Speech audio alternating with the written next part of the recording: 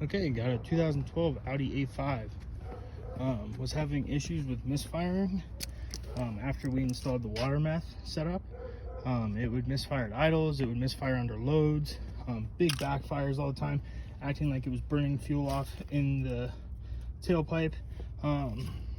Couldn't figure it out because this has a Silonoid on it, and on the back it should be shutting it off if you're not running it, but for some reason that was not doing its job in shutting it down. And it's just pushing, not pushing pressure, but it was just sucking vacuum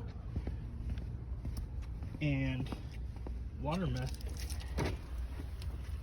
off the line, yeah, right into my intake. And how you can tell is if you pull your intake air, then you can see that. Bye.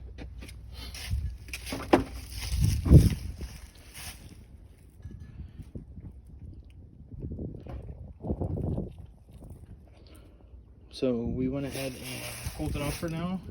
We're gonna have to refix that, but if you hook up any water meth and you're having issues with misfiring and detonation issues and rough idling, that's probably your issue right there.